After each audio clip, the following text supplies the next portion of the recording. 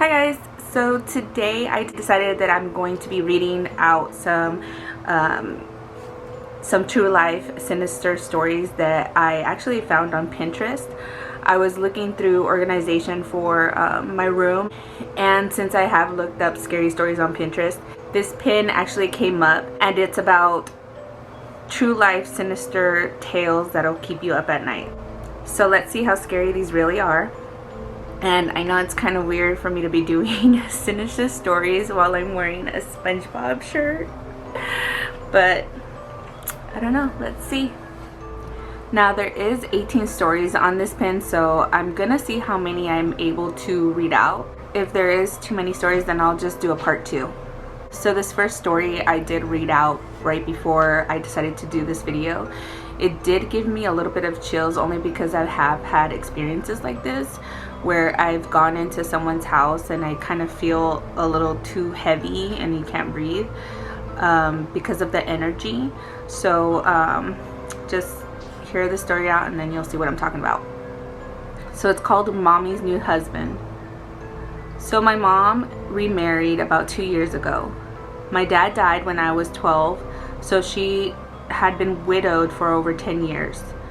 This new relationship was very whirlwind, with them meeting, dating, and getting married within 3 months. I didn't know much about this guy, but my mom was happy, so I tried to be supportive.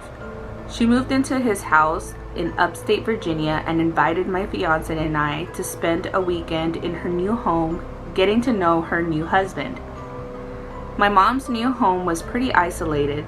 It sat on a few hundred acres of lovely rolling hills and was very picturesque. I was nervous about getting to know this guy, but really trying to make the most of it. Over the course of our first day there, I felt more and more uneasy. I didn't think it was weird, just silly. My mom's new husband was being very welcoming and friendly. We were being made to feel very at home, yet I still couldn't shake this oppressive feeling. I finally chalked it up to me being more upset about my mom getting remarried than I was willing to admit to myself.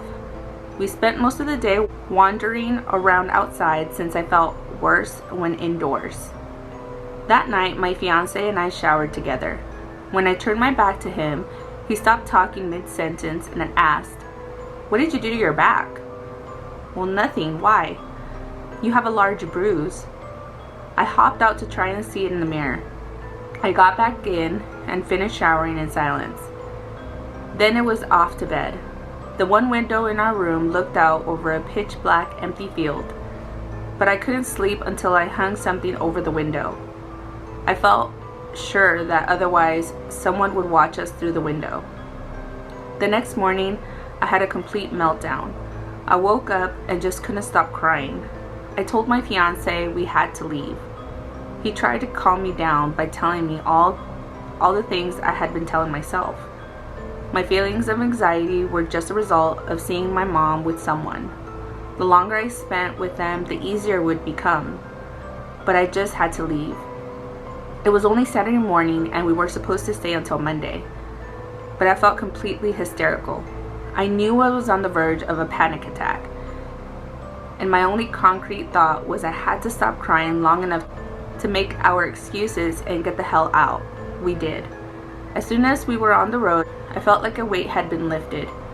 I was even feeling embarrassed for my behavior, hoping I hadn't insulted my mom's husband by leaving early. Then my fiance broke the silence. "That bruise on your back? Did you get a good look at it?" I had. It looked like someone had touched the middle of my back with fingers spread wide with their hand at a tilt. I want to make it completely clear. No one had touched my back the previous day, especially hard enough to bruise me. Cut to 3 weeks later, my mom comes to visit. The entire time she's hounding me to come stay with her again. After finally trying to change the subject for the 5th time, I level with her. Before I've even finished telling the story, her face is white as sheet. She tells me she's been feeling the same way in the house. She hated it. She wanted to move as soon as possible. And the real kicker? Her new husband's previous wife shot and killed herself right outside that same field our room window overlooked. This next story is called A Week from Christmas. I moved to my dad's when I was 10 and didn't know anyone in the area except for the family my dad was friends with. Single mom with 3 kids. Luckily, there was a girl a couple years older than me, 12 at the time I met her, and we got to know each other a little over a couple years. We weren't close, but ended up having the same friends. One night, my friend, Rob, was hanging out with her and her younger brother. They happened to be in the house alone because my friend's mom was at work, which is where this gets terrifying and sad. Her mom had been helping this one lady through her work and got to know her fairly well. She found out her sister was in a mental institution and was let out recently. That night, Rob is hanging out with my friend. They get a knock at the door. My friend thought it was just their mom. She knocks a certain way when she comes in and answered it without thinking.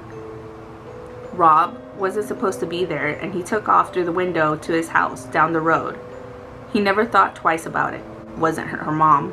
It was the sister of the lady her mom was helping, and she figured through talking to her sister where her family lived and her mom's work schedule. She came in, and this is where I don't know the details, and I'm glad I don't. My friend's younger brother got away to the neighbors to call the police. The lady brutally murdered my friend a week from Christmas, decapitated her head, and left her body naked in a bathtub. Hid her head. They had to look through the presents. And I don't know where they found it, but they did. I wasn't allowed to go to her funeral. I wouldn't even want to go to the funeral anyway. This next story is called That's a Good Girl. I was sitting in my room after getting out of work on the 2nd floor. Little bro is downstairs watching TV.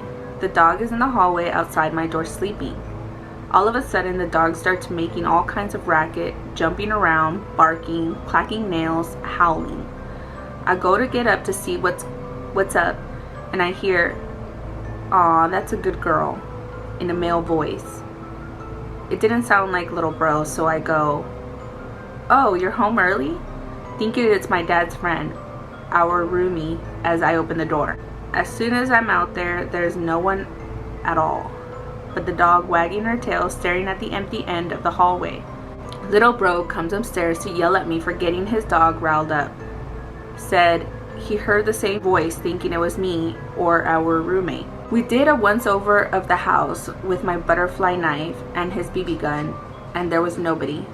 Still gives me the spooks to this day. And that's crazy because there's been a few times where I've heard somebody and there's no one around. Like, I'll be like, I think it's twice already where I'm already closing my eyes and I'm already about to go to bed, and I'll hear like a little girl and I think it's my daughter, but it's really not. I'll hear someone talk in my ear, and it'll kind of get me up, and there's nobody there. And it's already creeped me out like twice. It's happened within the past couple months. So yeah, that's kind of creepy. So this next one is called The Abandoned House. There's an abandoned house next to mine. The previous owner moved out to California 25 years prior and never sold it. I got a flashlight, gloves, and pushed the window open and went inside. Started with the basement. In the basement was a grand piano. Still plays, but very much out of tune. Old World War II stuff. What seemed to be a signed Elvis poster, some other really cool shit no one should ever leave behind. There's basically a whole story in the basement, including a broken wedding picture frame and instruments everywhere. On the main floor was an unmade bed, molded food still in the fridge, and the stovetop. Half-empty beers turned solid. Lights that still hadn't been turned off. Then I started walking upstairs and I heard crying from one of the side rooms. That's when I freaked the fuck out and haven't been there since.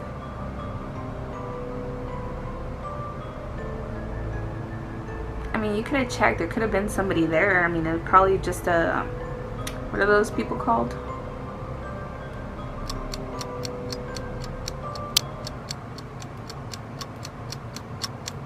Not a house sitter. What are they called? Those people that like move into empty houses and stay there. 1 hour later. Okay, I'm having a brain fart. I don't know what the word is. Alright guys, so my camera died, my camera stopped because it says that the card is full, and I already erased everything and it still says it's full. So I'm just going to go ahead and end it here. And if you guys end up liking this, then I'll go ahead and do a part 2. But anyway, don't forget to subscribe, like my video, and see you next time. Bye.